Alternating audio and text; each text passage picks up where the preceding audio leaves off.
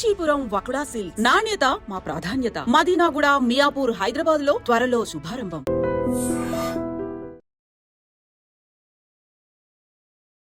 నమస్తే, welcome to I dream inside politics with కవిత.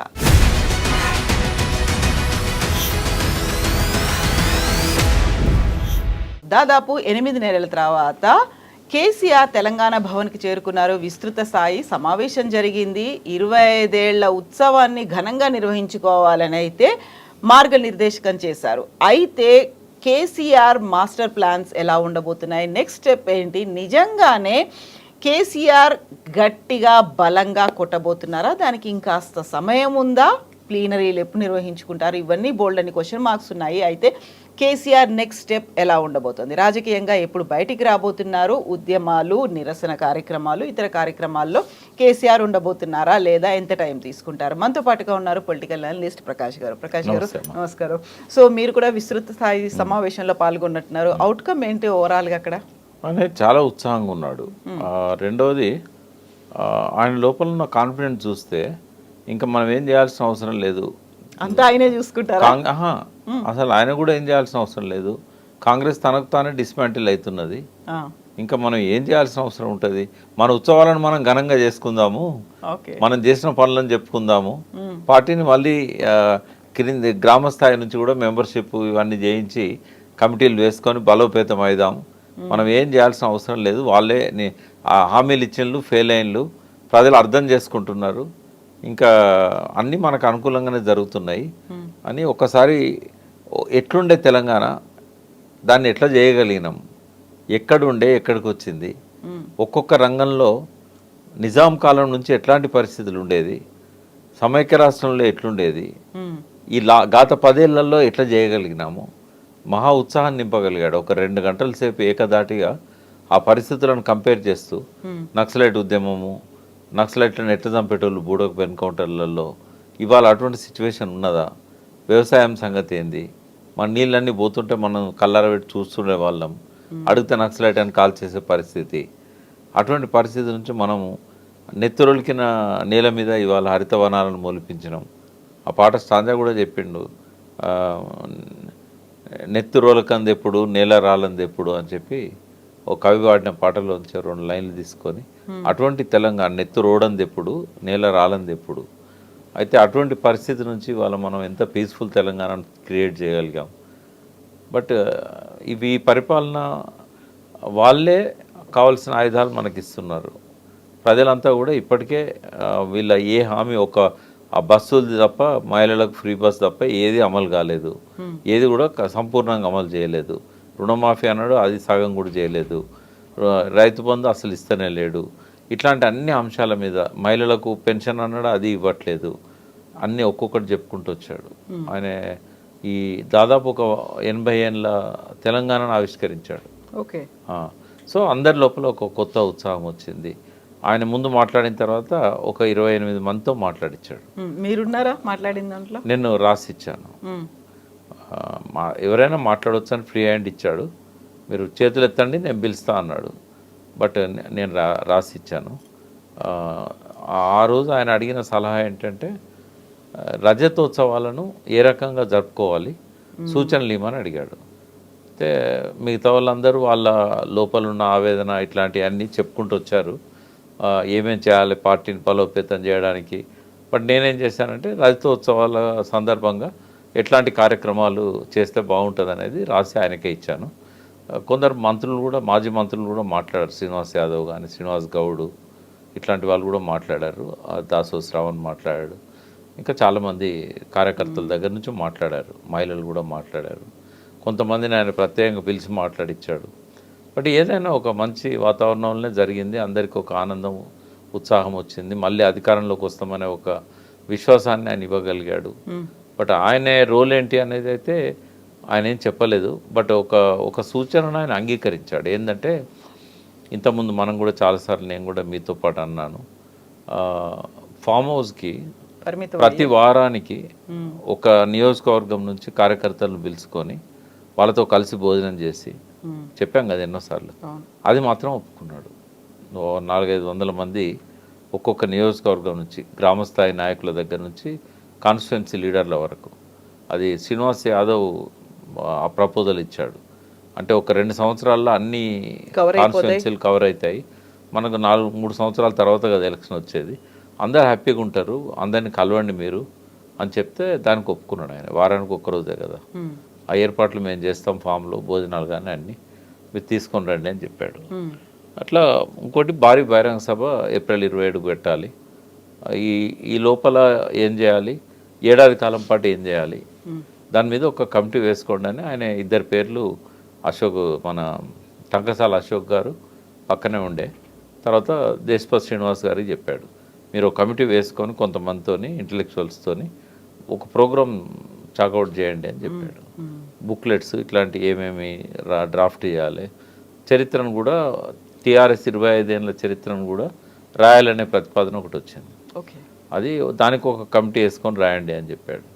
ఇవి మెయిన్గా జరిగినాయి అక్కడ. నేను కొడితే మామూలుగా ఉండదు, చాలా బలంగా కొడతాను అని చెప్పిన తర్వాత ఇప్పుడు ఆయన ఎప్పుడు కార్యరంగంలోకి దూకుతారు, ఎప్పుడు చేసి చూపిస్తారు అనేది ఎదురు చూస్తున్నారు కదా, దానికి సంబంధించి ఏమైనా చెప్పారా? నా నెక్స్ట్ ప్లాన్ ఇలా ఉండబోతోంది, నేను ఇది చేస్తాను. ఆయన కొడతాడని కూడా నాకు అనిపిస్తలేదు, ఎందుకంటే కొట్టాల్సిన అవసరం కూడా కనబడతలేదు.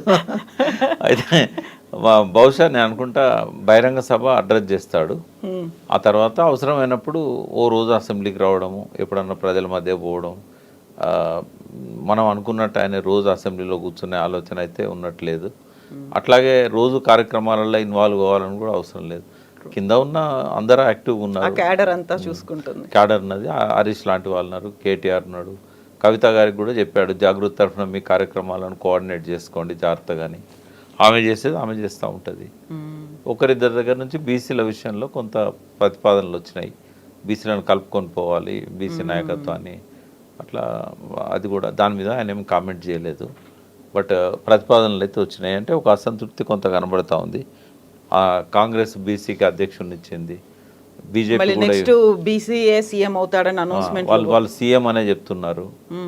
అయితే అంత ధైర్యంగా ఎవరు నేను చెప్పినట్టుగా ఇక్కడ వర్కింగ్ ప్రెసిడెంట్ ఇవ్వండి బీసీకి అని ఎవరు చెప్పలేడా, కానీ ఒక ఆవేదన అయితే బీసీలలో కనబడ్డది. ఎట్లా ముఖ్యమంత్రి రాదు టీఆర్ఎస్ పార్టీలో, కనీసం ఒక వర్కింగ్ ప్రెసిడెంట్ అన్న కేటీఆర్ పక్కన ఒకరు ఉంటే తృప్తి ఉంటుంది అనేది కొంత కనబడ్డది క్యాడర్లో. బట్ అది చెప్పే ధైర్యం కూడా అక్కడి వరకు లేదు. ఒకరిద్దరు కొద్దిగా గొనిగిళ్ళు బీసీల విషయంలో కొద్దిగా మిగతా పార్టీలు ముందు పోతానే అన్నట్టుగా చేశారు. నిజంగా ఒక అసంతృప్తి అనేది అక్కడ కనిపిస్తుందా? ఎందుకంటే కులగణన విషయంలో మాత్రం బాగా కనబడ్డది. కులగణన సరిగా చేయలేదు బీసీలది, మీరు దాని మీద కార్యక్రమాలు రూపొందించాలి, తీసుకోవాలని 1 కోటి సలహాలు వచ్చినాయి. ఒక 2-3 మాట్లాడిన 28 మందిలో బీసీల గురించి. అదే సో ఇప్పుడు కాంగ్రెస్ పార్టీ కావచ్చు, బీజేపీ కావచ్చు, కొంచెం బీసీ నినాదం తీసుకుంది, అధ్యక్షుడు అవుతారా లేకుంటే సీఎం అవుతారా, దీనికి సంబంధించి బోల్డ్ అని ఊహాగానాలు వస్తున్నాయి. చాలా క్లియర్గా వాళ్లే అవుతారు అనేటువంటి ఒక ఇండికేషన్స్ కూడా ఉన్నాయి. బట్ బీఆర్ఎస్ పార్టీకి మాత్రం ఆ 2 ఛాన్సెస్ అయితే కనిపించట్లేదు కదా. మీరు అన్నట్టుగా కొంచెం అసంతృప్తి, అసమ్మతి గళం అంటే ఎలా కేసీఆర్ దాకా చేరగలుగుతుంది ఆ వాయిస్ అనేది? అంటే ఆయనకు అర్థమైంది కొంత బీసీలు అంతా పోలరైజ్ అవుతున్నారు, మన దగ్గర కూడా ప్రెజర్ ఉంది అనేది అర్థమైంది.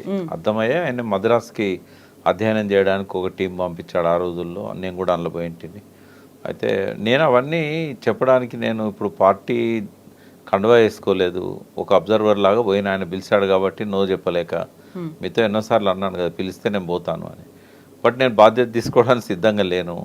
నేను ఎట్లాగో చెప్పే కాడ చెప్తానే ఉన్నా, ఇంకా మళ్ళీ పార్టీ వాళ్ళకు ఉండే అవకాశం అది నేను ఎందుకు తీసుకోవాలనుకొని నేను చెప్పలేదు. బట్ నేను కంటిన్యూ చేస్తాను. నేను వాళ్ళకి ఇప్పుడు కూడా మీ ద్వారా నేను కొన్ని సూచనలు చేయదలుచుకున్నా.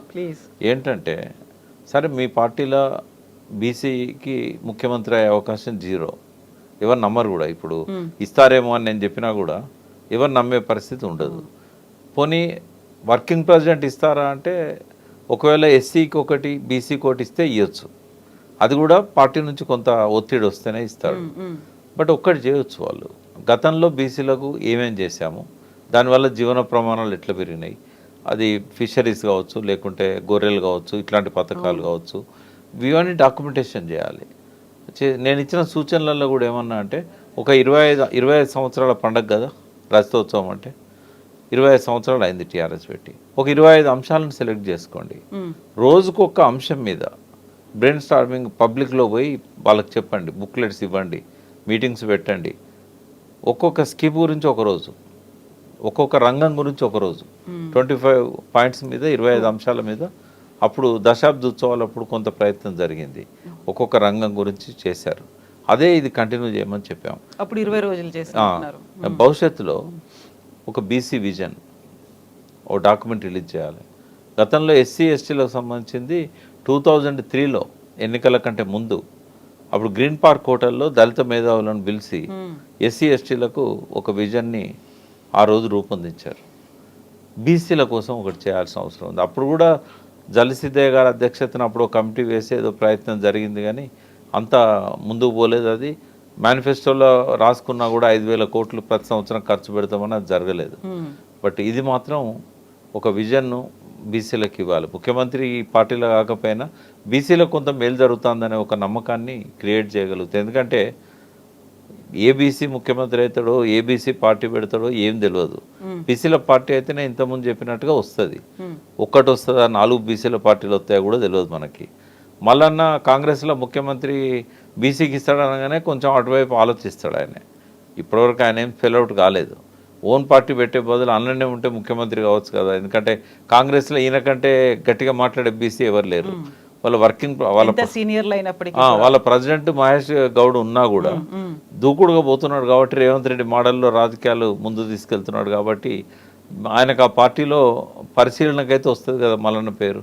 మరి అటువంటి గొప్ప అవకాశాన్ని ఆయన వదులుకుంటాడా, బీసీ పార్టీ పెడతాడా? టీఆర్ఎస్లోకి వెళ్ళైతే ఏ బీసీ బయటకు వచ్చి పార్టీ పెట్టే పరిస్థితి కనబడతలేదు. ఇంకా బీజేపీలో వాళ్ళే బీసీకి అధ్యక్షుని ఇచ్చినప్పుడు అందులో కూడా బీసీలు బయటికి రారు. ఇంకా బయట ఉన్న న్యూట్రల్ ఉన్న వాళ్ళు ఫాలోవర్స్గానే ఉంటున్నారు తప్ప ఓ పార్టీ పెట్టి ముందుకు పోదామన్న ఆలోచన కనబడతలేదు. కొంతమంది ఉద్యమకారులు ఎవరైతే కృష్ణయ్య గారితో గతంలో పనిచేసిన వాళ్ళు కావచ్చు, కొంతమంది మాత్రం పార్టీ పెడితే బాగుండు అన్నట్టుగా వాళ్ళ లోపల ఆలోచనలు ఉన్నాయి. కానీ ఆ స్థాయిలో పెడితే అది నిలబడుతుందా? అన్ని పార్టీలు బీసీ నాదం ఇచ్చినప్పుడు బీసీలు పార్టీ పెట్టినా కూడా బీసీ ఓటు చీలిపోతాయి.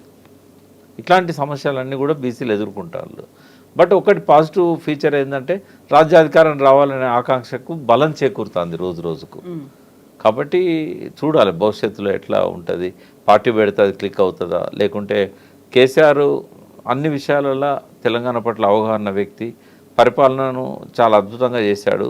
వ్యక్తిగతంగా ఎన్ని ఆరోపణలు ఉన్నా కూడా సంక్షేమం అభివృద్ధి విషయంలో ఎక్కడో ఉన్న అట్టడుగున ఉన్న తెలంగాణను అన్ని పారామీటర్స్లలో టాప్ 5 ప్లేస్లోకి తీసుకొచ్చాడు. కాంగ్రెస్ ఎంత తిట్టినా కూడా మొన్న వేసిన స్టాటిస్టికల్ అబ్స్ట్రాక్ట్లో ఏ రంగం ఎంత ప్రగతి ఎంత ప్రోగ్రెస్ రికార్డ్ అయిందని చెప్పింది. రిజర్వ్ బ్యాంక్ అయితే మొత్తం ప్రపంచంలోనే గ్రోత్ రేట్లో తెలంగాణ ఫస్ట్ ఉందని చెప్పింది. కాబట్టి ఇవన్నీ చూసినప్పుడు కేసీఆర్ ఈ proved himself is the best CM. కాబట్టి ప్రజలలో కంపారిజన్ కేసీఆర్తో పోల్చుకుంటారు రేవంత్ రెడ్డిని. పోల్చుకున్నప్పుడు రేవంత్ రెడ్డి కంటే ఎన్నో రెట్లు కేసీఆర్ గొప్పగా కనబడతాడు. అంటే ఆయనకున్న విజన్ కానీ, ఆ అడగకుండానే వరాలు ఇచ్చిన పథకాలు కానీ. కాబట్టి ఎమోషనల్గా పోయి ఒక మంచి వ్యక్తిని సీఎం కాకుండా మాంతడం మనమే ఇదివరకు చెడగొట్టాం మళ్ళీ చెడగొట్టుకుందామా, ఇట్లాంటి రీథింకింగ్ అనేది వస్తుంది రాబోయే రోజుల్లో. నాకు తెలిసి అయితే ఒక 1 to 2 years వరకు కేసీఆర్ పెద్దగా బయటకు వచ్చి చేసేదేమి ఉండదు. ఎలక్షన్ ఇయర్లో ఏమన్నా బయటకు వచ్చి చేస్తాడేమో. ఎప్పటిలాగానే అక్కడ ఆయన డైరెక్షన్ ఇచ్చుకుంటూ వచ్చిన వాళ్ళని కొంత ఇంత ముందు కంటే కొంచెం లిబరల్గా కలుసుకుంటూ ముందుకు పోతారని అనిపిస్తూ ఉన్నది. ఆయన రావాల్సిన అవసరం లేదు, అలాంటి కంప్లైంట్స్ కూడా రావంటారా? అంటే ఎందుకంటే అందరినీ కలుస్తున్నప్పుడు ఎందుకు వస్తాయి? మొన్న మేము పోయినాడు విషయం చెప్పడానికి బర్త్డే రోజు పోతే 10,000 మంది ఆ మార్నింగ్ నుంచి ఈవినింగ్ వరకు కలిసిన వాళ్ళు 10,000 మంది ఉంటారు దాదాపు. ప్రతి ఒక్కరు సెల్ఫీ దిగారు ఆయన దగ్గర పోయి. అంటే అంతకుముందు 3-4 రోజుల నుంచి ఇదే రద్దీ ఉందని చెప్పాడు. కాబట్టి కొంత ఆయన లోపల కలవాలనే ఒకటి అది రెక్టిఫై చేసుకున్నట్టు కనబడుతూ ఉంది. బట్ ఉద్యమకారులు అందరినీ పిలిపించి గతంలో తన వెంట ఉన్న వాళ్ళకి ఆ గౌరవం ఇస్తాడా అనేది చెప్పలేము మనం. కాకుండా కేసీఆర్లో మాత్రం కొంచెం మార్పు వచ్చింది, కొంత పాజిటివ్ కనబడ్డది. ఆయన లోపల ఉత్సాహం వచ్చింది, ఇంతకుముందు లేనంత యాక్టివ్గా ఉన్నాడు. అది కాన్ఫిడెన్స్ కూడా కనబడతా ఉంది. అది కనబడతా ఉంది. స్టార్టింగ్లో పదవి పోయిందని ఒక దిగాలు కనబడేది. బట్ ఆ తర్వాత కాలంలో దాన్ని ఓవర్కమ్ అయ్యాడు ఆయన. మళ్ళీ మనమే వచ్చేది, ఇంకెందుకు ఆలస్యం అన్నట్టు ఉన్నది ఆయనకి. 4 రోజులు రెస్ట్ తీసుకుందాం, మళ్ళీ మనమే అధికారంలోకి వస్తాం, ఈసారి పెద్ద కష్టపడాల్సిన అవసరం లేదు, వాళ్ళే మనల్ని ఎక్కిస్తారు గద్దెకు ప్రజలు అనేది ఒక ఓవర్ కాన్ఫిడెన్స్ అవుతుంది. బట్ బీజేపీ థ్రెట్ అనేది ఉంది ఆయనకు, అది తెలుసు. బయటికి అంత కార్యకర్తలకు క్యాడర్కు విశ్వాసం ఇచ్చినా కూడా బీజేపీ నుంచి ఒక థ్రెట్ అయితే ఉంటుంది. ఎందుకంటే యాంటీ కాంగ్రెస్ ఓట్ అనేది స్ప్లిట్ అవుతుంది. స్ప్లిట్ అయినప్పుడు కొంత టీఆర్ఎస్కి వచ్చినా కూడా కొంత బీజేపీకి పోతుంది. ఇప్పుడు ఆయన పోటీ బీజేపీతోనే ఉండాలి. బీజేపీ నుంచి తనను రక్షించుకోవాలి. ఈ యాంటీ కాంగ్రెస్ ఓటు బీజేపీ దిక్కు పోకుండా తన దిక్కు తెచ్చుకోవాలి. కాబట్టి సెలెక్టెడ్గా ఒక్కొక్క కాన్స్టిట్యున్సీ మీద ఆయన ఫోకస్ చేయాలి. ఎక్కడ ఏ నాయకుడు బీజేపీ దిక్కు పోతున్నాడు, ఇదివరకు పోయిన వాళ్ళని వెనక్కి రప్పించుకోవాలి. ఇప్పుడు గతంలో తనతో పాటు పనిచేసిన వాళ్ళని కూడా అవసరమైతే వాళ్ళని రప్పించుకొని భోజనం పెట్టి మీరు మళ్ళీ రండి, మన గూటికి మనం వస్తే బాగుంటుంది, మళ్ళీ అక్కడ ఎందుకు ఇది ఆ పార్టీ గురించి ఈ పార్టీ వల్లనే మనం ఇట్లా ఓడిపోవడం జరిగింది, మళ్ళీ ఎందుకు అటువైపు, ఇవాళ మనకు 8 మంది ఎంపీలు మన వాళ్ళు ఉండుంటే ఇట్లుండేదా బడ్జెట్లో, ఇట్లాంటి విషయాలన్నీ వాళ్ళతో మాట్లాడి మళ్ళీ తన గూటికి రప్పించుకునే ప్రయత్నం చేయాలి. ఎంతోమంది కాంగ్రెస్ నుంచి బీజేపీలో పోయి వివేక్ లాంటి వాళ్ళు మళ్ళీ వెనక్కి వచ్చారు కదా. కాబట్టి టీఆర్ఎస్ నుంచి కూడా ఈటల రాజేందర్ ఒకవేళ అధ్యక్షుడైనా లేదా ఎంపీగా ఉన్నా ఆయన రాడు. బట్ కింది క్యాడర్ను ఆయన వెనక్కి రప్పించుకోవచ్చు. మొన్న తుల ఉమ ఉంది, ఎలక్షన్ల ముందు ఆమెను మళ్ళీ వెనక్కి రప్పించుకున్నాడు. అట్లా అసంతృప్తితో ఉన్న వాళ్ళు ఉంటారు. ఇవన్నీ ఒక స్పెషల్ ఫోకస్తో బీజేపీని కనుక ఆయన ట్యాకిల్ చేయకపోతే బీజేపీ మళ్ళీ థ్రెట్ అవుతుంది. కాబట్టి ఓవర్ కాన్ఫిడెన్స్ ఎప్పుడు కూడా పనికిరాదు.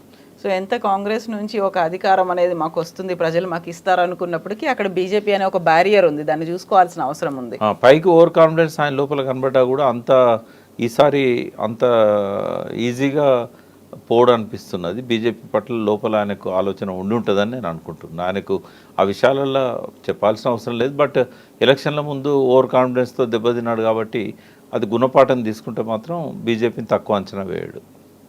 ఎస్ ప్రకాష్ గారు, థ్యాంక్ యూ సో మచ్ అండి.